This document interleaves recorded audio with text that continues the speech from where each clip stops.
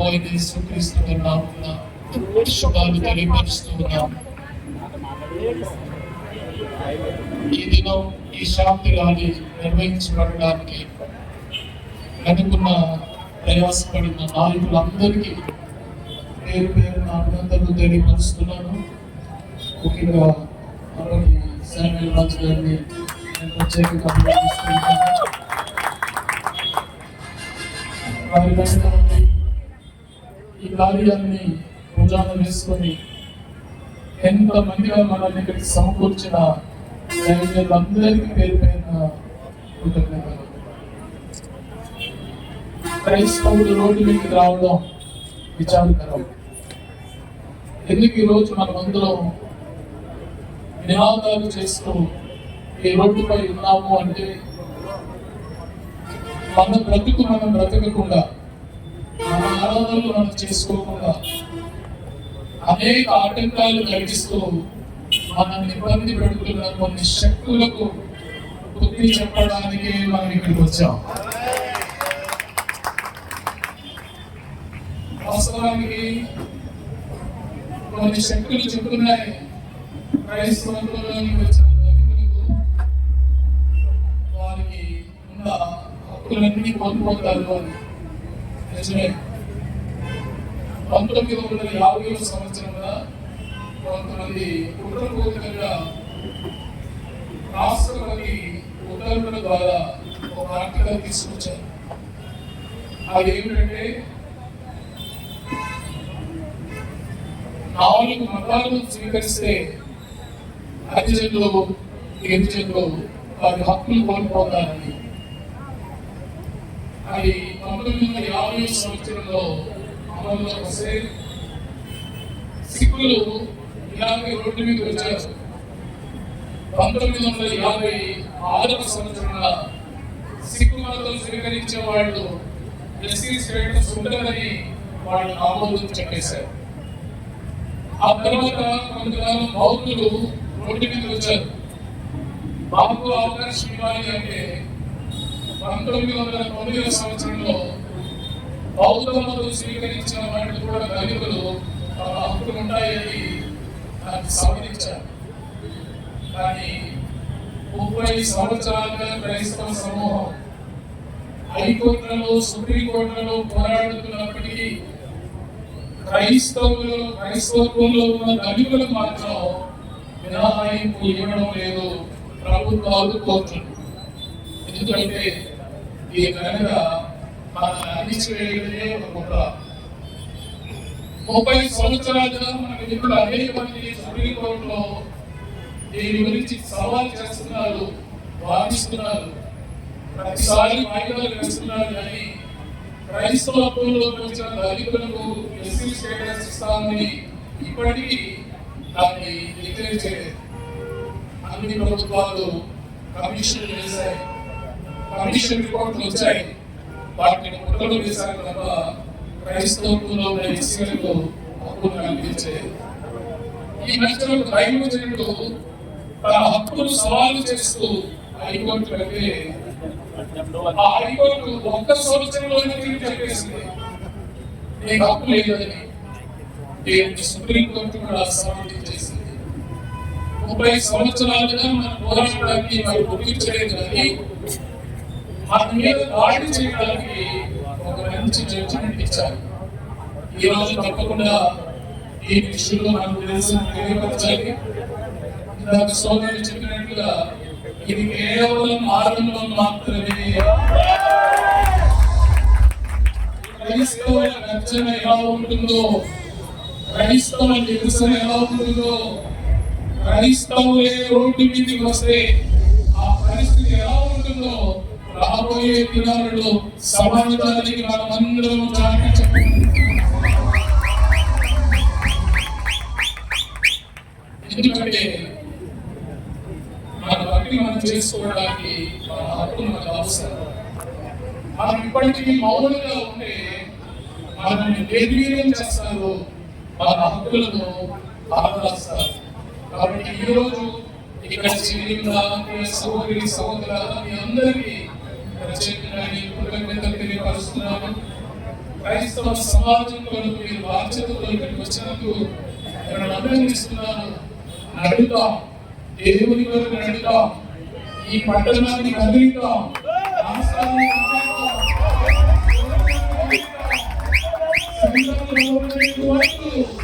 ఈ ప్రపంచం వేరేలా చేయి చేయి కలిపి మొదటి విధంగా క్రైస్తవ ఐక్యత, క్రైస్తవ ఐక్యత, క్రైస్తవ ఐక్యత. కుమార్ గారు ప్రార్థన చేస్తారు. ఆ కుడి వైపున మీరు కూర్చు ఖాళీ ఇస్తే ప్రార్థన అయిన వెంటనే సేవకులు మీకు ముందుగా పెడతారు. మన విలువస్ అందరూ కూడా సహకరించాలని ప్రార్థన.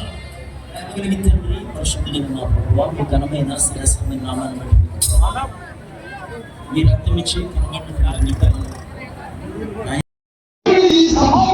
తెలియజేసేది ఆయన రెండు చక్రములు మేకల మీద వేలాడి సరిపోయి సమాజం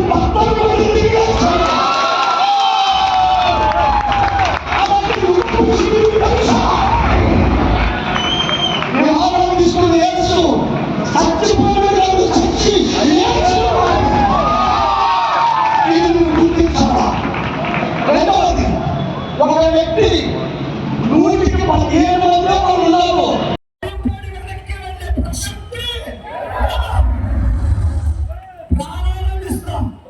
ఇంతవరకు మీకు చిన్న విన్నపం, ఈ రోజుకి సోషల్ మీడియాలో ఏ దైవ సేవకులైనా ఎవరినైనా తిట్టడం మీరు చూసారా? కూతురు తిట్టడం చూసారా? సంపాలని హెరాస్మెంట్ చేయడం చూసారా? మేము అహింసావాదులం. మా ప్రభు ప్రేమను చూపాడు. ప్రేమిస్తూ మా కాళ్ళ మీద ఉండి మేము అనుకున్న మేము సాధించుకుంటాం. ప్రభుత్వాలు గుర్తించి మీరు గుర్తించండి, ఇది ఆనందం మాత్రమే. ఇది వచ్చిన సాగుతూనే ఉంటుంది, సాగుతూ అన్ని జిల్లాలు ర్యాలీని విజయవంతం చేయమని నమ్మకం. వారు సహకరించినటువంటి దైవ సాగులు, విశ్వాసులు, పట్టణ పెద్దలు, ప్రముఖులు, డిపార్ట్మెంట్ సెక్రటరీ మీకు కృతజ్ఞతలు తెలియజేస్తాం. యేసయ్య నామం మీ మనవులు సమర్పించుకునే నామ తండ్రి. ఆమేన్.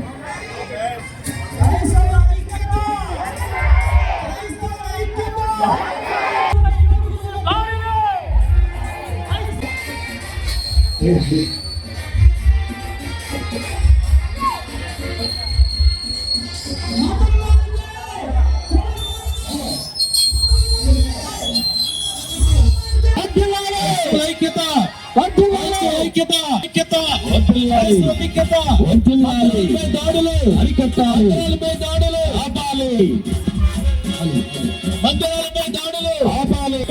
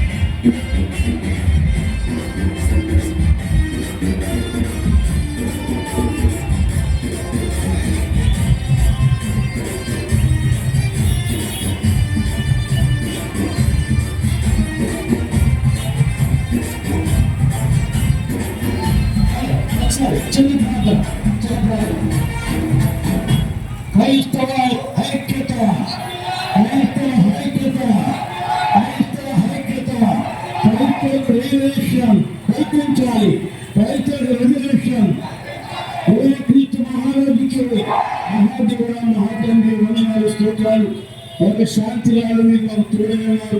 ఇప్పటికైనా ప్రభుత్వాలు అలాగే న్యాయస్థానాలు తెలుసుకొని క్రైస్తవులతో న్యాయం చేకూర్చే వాక్యములు దయచేయడం కాక యోచనం అడుగుతున్నాం తండ్రి.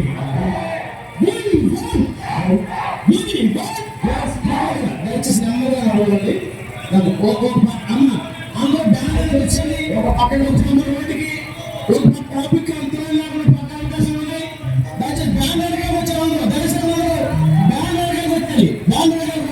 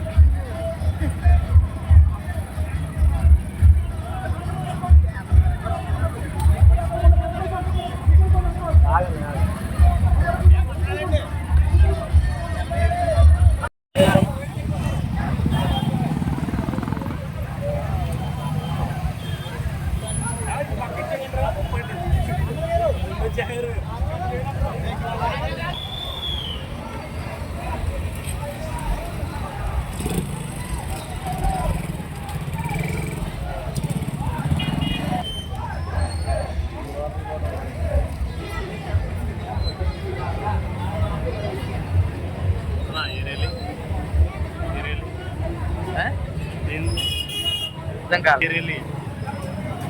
ఏ ఏరియానా? ఇది అమ్మపురం.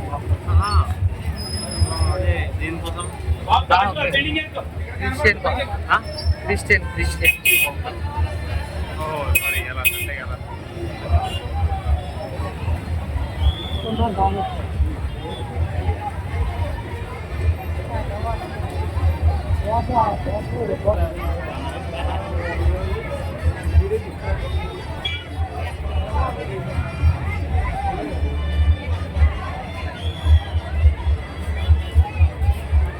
మాత్రం చెయ్యాలే అది చేసే కోసం మాత్రం చేయలే. పోలేదా పర్లోపల మన పేర్లు రాయబడతాయి. అది మనకి ఇచ్చేస్తాడా మనకి.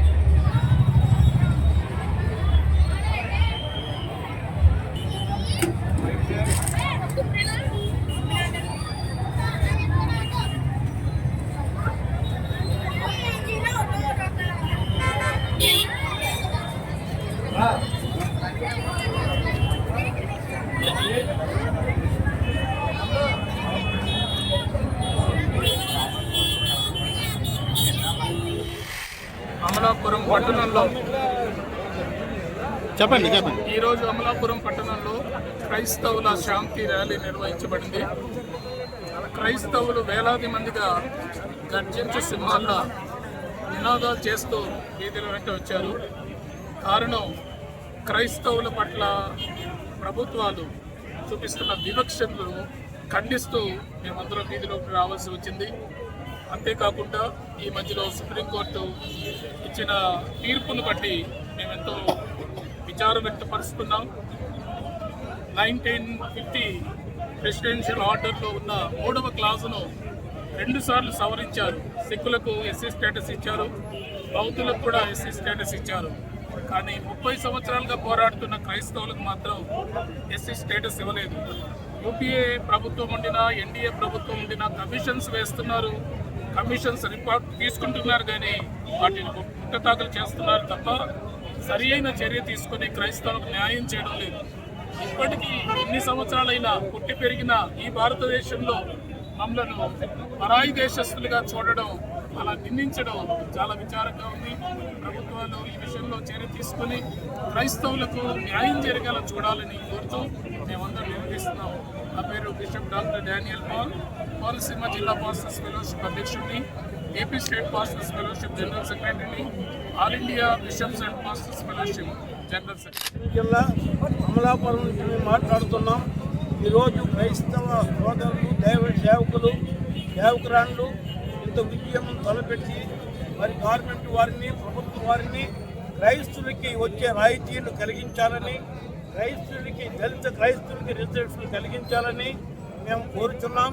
మరి డాక్టర్ బిఆర్ అంబేద్కర్ రాసిన రాజ్యాంగంలో ఆర్టికల్ 24 ఏ దేవునైనా ఆరాధించుకోవచ్చు, ఏ దేవునైనా ప్రార్థించుకోవచ్చు, ఏ దేవునైనా ప్రచారం చేసుకోవచ్చు అని రాయబడి ఉంది. అలాగే డాక్టర్ బిఆర్ అంబేద్కర్ రాసిన రాజ్యాంగంలో 24-25 అధికారం ప్రకారం ఏ దేవుడినైనా ఆరాధించుకుని స్వేచ్ఛగా మీరు ప్రార్థించుకోవాలని రాజ్యాంగంలో రాయబడినప్పటికీ ఈరోజు క్రైస్తవులకు జరుగుతున్నటువంటి దాడులు, సంఘాలపై జరుగుతున్నటువంటి దాడులు, మరి సేవకులపై జరుగుతున్నటువంటి దాడులు, మందిరాలపై జరుగుతున్న దాడులు అరికట్టాలని మేము ప్రభుత్వ వారిని, అలాగే మరి న్యాయస్థానాన్ని కూడా కోరుకుంటున్నాం. మా మన వాళ్ళకి మనం చేస్తున్నాం. ప్రయత్నంగా దీన్ని మేము గుర్తించాము కనుకనే ఈ రోజున క్రైస్తవులందరూ కూడా రోడ్ల మీదకి వస్తూ ఉన్నారు. ఎవరికి లేనటువంటి భయంకరమైనటువంటి సంఖ్యలను కేవలం దళిత క్రైస్తవులకు మాత్రమే ఎందుకు ఉండాలనే ప్రశ్నతో మేము ఈ రోజున రోడ్ల మీదకి వస్తూ ఉన్నాం. ఎన్నో సంవత్సరాలుగా మేము అణగదొక్కబడ్డాము, ఇంకా అణగదొక్కబడ్డాము చేసి ఎస్సీ హోదా కల్పించారు. అదేవిధంగా దళిత క్రైస్తవులకు కూడా ఎస్సీ హోదా కల్పించాలని చెప్పి ముఖ్యంగా మా డిమాండ్ అని తెలియజేస్తున్నాం. ఏదైతే చర్చిల మీద దాడులు చేస్తూ పర్మిషన్ లేవని మత స్వేచ్ఛను హరిస్తూ ఉన్నారో, మా మత స్వేచ్ఛను కాపాడాలని ప్రభుత్వానికి తెలియజేస్తున్నాం. అంతేకాదు ఇంతవరకు కట్టబడిన చర్చిలన్నిటికీ కూడా ప్రభుత్వమే పర్మిషన్లు ఇవ్వాలి. అంతేగాని ప్రభుత్వం ఎలాంటి చర్యలు సంఘాల మీద తీసుకున్నా ఇంతకు మించినటువంటి ఉధృతి ఈ యొక్క కోనసీమలోనే కాదు, ఆంధ్ర రాష్ట్రమే కాదు, భారతదేశం అంతా క్రైస్తవం రోడ్ల మీదకి వస్తుంది అని చెప్పి మనం తెలియజేసుకుంటున్నాం.